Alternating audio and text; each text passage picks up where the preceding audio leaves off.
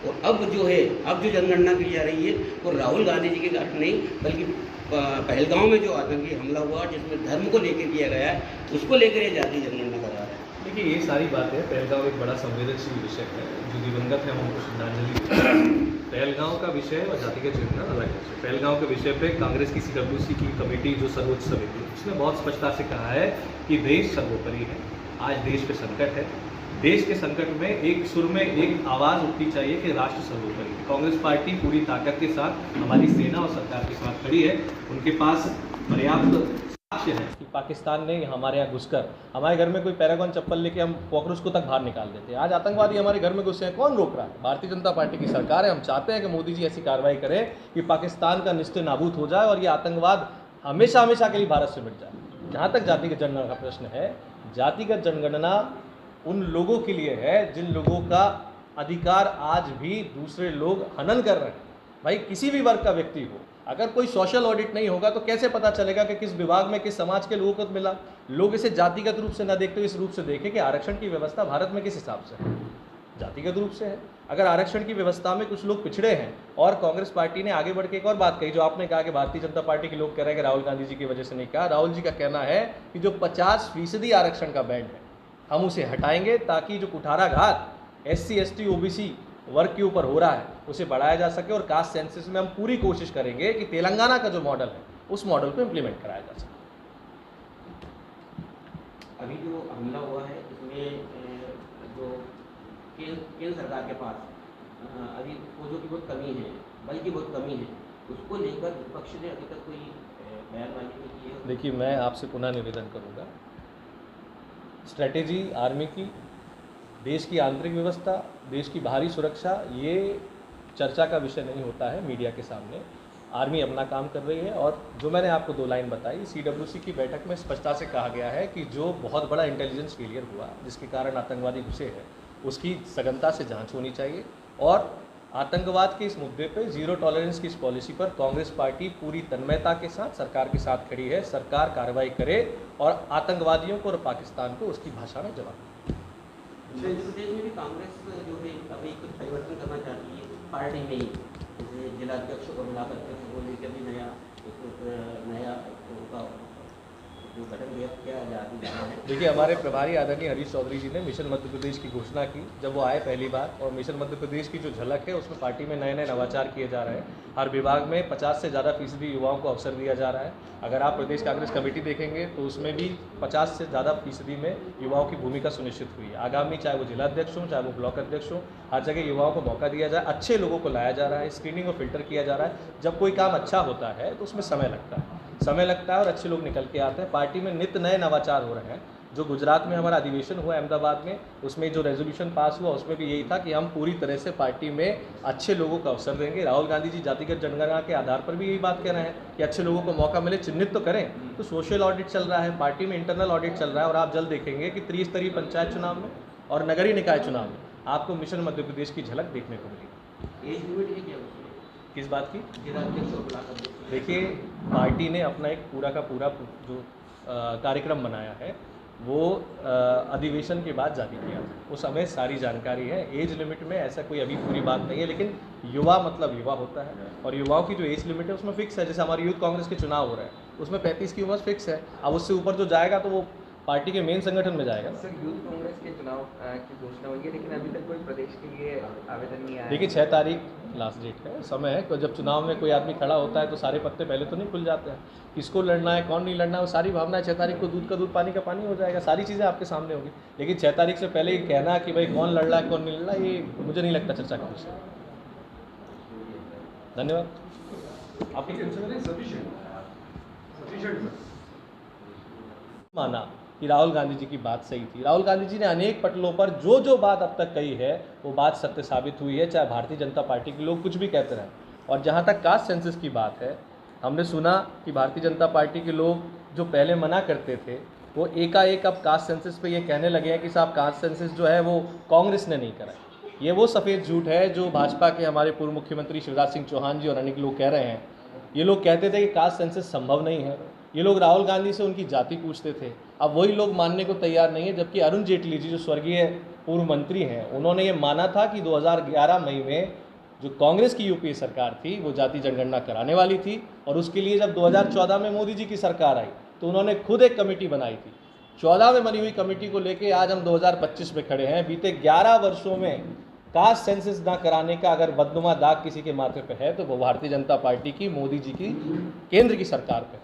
आप इस वीडियो को सुनिए और जानिए कि शिवराज सिंह जी क्या कह रहे हैं और अरुण जेटली जी क्या कह रहे हैं। और दिखाने के वो आश्रय के लिए पृथक भूतल पहले जवाब देना होगा कांग्रेस ने क्यों नहीं किया। ये जो डेटा आएगा ये 19 मई 2011 का ही निर्णय था यूपीए सरकार का। केंद्र में एक सब कमेटी बनेगी जो इसको फाइनली कंपाइल करेगी और उसके बाद उसको सार्वजनिक किया जाएगा। तो अभी स्टेट्स इनकी ग्रुपिंग्स कर रहे हैं। तो आप देख रहे हैं अरुण जेटली जी की ये वीडियो में वो खुद कह रहे हैं कि भारतीय जनता पार्टी की सरकार का मंत्री कह रहा है तत्कालीन कि यूपीए की सरकार ने मई में 2011 में कास्ट सेंसस कराया। यानी कांग्रेस पार्टी सदैव शोषित, पीड़ित और वंचित वर्ग की चिंता करती आई। बहुत सारे लोगों में ये भ्रांति भी है कि कास्ट सेंसस आएंगे तो हो सकता है सवर्णों के अधिकार का हनन हो जाए, जबकि राहुल गांधी जी की मंशा बहुत साफ थी। उन्होंने कहा कि कास्ट सेंसस कराने से जो सबसे बड़ा फायदा होगा कि बीते 75 वर्षों में आरक्षण के बावजूद भी जिन जातियों में, जिन शोषित वंचित लोगों को उनका अधिकार नहीं मिल पाया, एक डेटा तो होना चाहिए, एक सोशल ऑडिट तो होना चाहिए। उस अवधारणा से उन्होंने ये बात रखी और पुरजोर तरीके से उन्होंने हर जगह इस मुद्दे को रखा, जिसके सामने भारतीय जनता पार्टी की सरकार झुकी है। हम धन्यवाद देते हैं आदरणीय राहुल गांधी जी को, हम धन्यवाद देते हैं कांग्रेस की उस परंपरा को जिसमें सदैव उन्होंने लोगों को आगे लाने का काम किया। इसके साथ ही धन्यवाद के पात्र हमारे प्रदेश अध्यक्ष आदरणीय जीतू पटवारी जी और प्रभारी हरीश चौधरी जी भी हैं कि संगठन में लगातार जिस ऊर्जा के साथ काम हो रहा है, जो नवाचार हो रहा है, उस नवाचार की भावना से मध्य प्रदेश कांग्रेस कमेटी का हमेशा से इस जातिगत जनगणना को लेकर मुखर रहा। चाहे प्रदेश अध्यक्ष जी हों, चाहे हमारे आदरणीय राजा साहब हों, चाहे जयवर्धन सिंह जी हों, चाहे प्रियव्रत सिंह जी हों, तमाम नेता, जो बड़े नेता अरुण यादव जी हैं, उमंग सिंगार जी हैं, हमारे अजय सिंह जी हैं, हमारे कांतिलाल भूरिया जी हैं, हमारे विक्रांत भूरिया जी हैं, सभी ने हर पटल पे जातिगत जनगणना का समर्थन किया। इसी का नतीजा है और बहुत जल्द संभवतः जून में एक बड़ा कार्यक्रम मध्य प्रदेश में किया जाएगा, जिसमें राहुल गांधी जी को निमंत्रण दिया जाएगा कि वे यहाँ आएँ और एक बड़ा कार्यक्रम जातिगत जनगणना को लेकर किया जाए। क्योंकि फिर जाति की जनगणना 2011 में हुई थी, इसके बाद 10 साल बाद होने वाली थी 2021 में। और अब जो है, अब जो जनगणना की जा रही है वो राहुल गांधी जी के घाट नहीं बल्कि पहलगांव में जो आतंकी हमला हुआ जिसमें धर्म को लेकर किया गया है, उसको लेकर ये जाति जनगणना करा रहा है। देखिए ये सारी बातें, पहलगांव एक बड़ा संवेदनशील विषय है, जो दिवंगत है उनको श्रद्धांजलि। पहलगांव का विषय और जातिगत जनगणना अलग है। पहलगांव के विषय पे कांग्रेस की CWC की कमेटी जो सर्वोच्च समिति, उसने बहुत स्पष्टता से कहा है कि देश सर्वोपरि है। आज देश पे संकट है, देश के संकट में एक सुर में एक आवाज़ उठनी चाहिए कि राष्ट्र सर्वोपरि है। कांग्रेस पार्टी पूरी ताकत के साथ हमारी सेना और सरकार के साथ खड़ी है।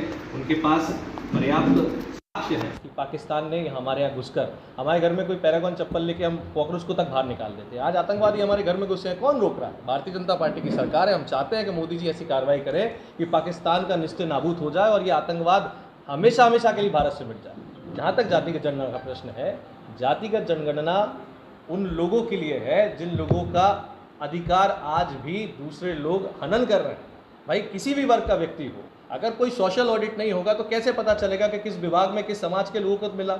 लोग इसे जातिगत रूप से न देखते हुए इस रूप से देखें कि आरक्षण की व्यवस्था भारत में किस हिसाब से है, जातिगत रूप से है। अगर आरक्षण की व्यवस्था में कुछ लोग पिछड़े हैं, और कांग्रेस पार्टी ने आगे बढ़ के एक और बात कही, जो आपने कहा कि भारतीय जनता पार्टी के लोग कह रहे हैं कि राहुल गांधी जी की वजह से नहीं कहा। राहुल जी का कहना है कि जो 50% आरक्षण का बैंड है हम उसे हटाएंगे ताकि जो कुठाराघात SC ST OBC वर्ग के ऊपर हो रहा है उसे बढ़ाया जा सके, और कास्ट सेंसस में हम पूरी कोशिश करेंगे कि तेलंगाना का जो मॉडल है उस मॉडल को इम्प्लीमेंट कराया जा सके। अभी जो हमला हुआ है इसमें जो केंद्र सरकार के पास अभी फौजों की बहुत कमी है, बल्कि बहुत कमी है, उसको लेकर विपक्ष ने अभी तक कोई बयानबाजी नहीं की है। देखिए मैं आपसे पुनः निवेदन करूँगा, स्ट्रैटेजी आर्मी की, देश की आंतरिक व्यवस्था, देश की बाहरी सुरक्षा, ये चर्चा का विषय नहीं होता है मीडिया के सामने। आर्मी अपना काम कर रही है, और जो मैंने आपको 2 लाइन बताई, CWC की बैठक में स्पष्टता से कहा गया है कि जो बहुत बड़ा इंटेलिजेंस फेलियर हुआ जिसके कारण आतंकवादी घुसे हैं, उसकी सघनता से जांच होनी चाहिए, और आतंकवाद के इस मुद्दे पे जीरो टॉलरेंस की इस पॉलिसी पर कांग्रेस पार्टी पूरी तन्मयता के साथ सरकार के साथ खड़ी है। सरकार कार्रवाई करे और आतंकवादियों को और पाकिस्तान को उसकी भाषा में जवाब दे। मध्य प्रदेश में भी कांग्रेस जो है अभी कुछ परिवर्तन करना चाहती है पार्टी में ही, जैसे जिलाध्यक्ष और ब्लॉक अध्यक्ष को लेकर भी नया उनका जो गठन किया जा रहा है। देखिए, हमारे प्रभारी आदरणीय हरीश चौधरी जी ने मिशन मध्य प्रदेश की घोषणा की जब वो आए पहली बार, और मिशन मध्य प्रदेश की जो झलक है उसमें पार्टी में नए नए नवाचार किए जा रहे हैं। हर विभाग में 50 से ज़्यादा फीसदी युवाओं को अवसर दिया जा रहा है। अगर आप प्रदेश कांग्रेस कमेटी देखेंगे तो उसमें भी 50 से ज़्यादा फीसदी में युवाओं की भूमिका सुनिश्चित हुई है। आगामी चाहे वो जिलाध्यक्ष हों, चाहे वो ब्लॉक अध्यक्ष हों, हर जगह युवाओं को मौका दिया जाए, अच्छे लोगों को लाया जा रहा है, स्क्रीनिंग और फिल्टर किया जा रहा है। जब कोई काम अच्छा होता है तो उसमें समय लगता है और अच्छे लोग निकल के आते हैं। पार्टी में नित्य नए नवाचार हो रहे हैं। जो गुजरात में हमारा अधिवेशन हुआ अहमदाबाद में, उसमें जो रेजोल्यूशन पास हुआ उसमें भी यही था कि हम पूरी तरह से पार्टी में अच्छे लोगों को अवसर देंगे। राहुल गांधी जी जातिगत जनगणना के आधार पर भी यही बात कह रहे हैं कि अच्छे लोगों को मौका मिले, चिन्हित तो करें। तो सोशल ऑडिट चल रहा है, पार्टी में इंटरनल ऑडिट चल रहा है, और आप जल्द देखेंगे कि त्रिस्तरीय पंचायत चुनाव में और नगरीय निकाय चुनाव में आपको मिशन मध्य प्रदेश की झलक देखने को मिलेगी। एज लिमिट है क्या उसमें?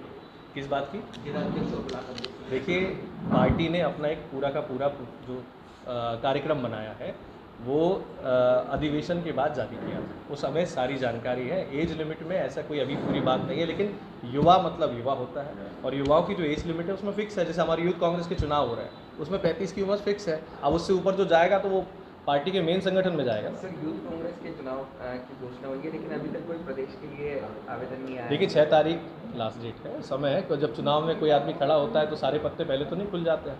किसको लड़ना है, कौन नहीं लड़ना है, वो सारी भावनाएं 6 तारीख को दूध का दूध पानी का पानी हो जाएगा। सारी चीज़ें आपके सामने होगी। लेकिन 6 तारीख से पहले ये कहना कि भाई कौन लड़ रहा है कौन नहीं लड़ रहा है, ये मुझे नहीं लगता चर्चा का विषय। धन्यवाद। आप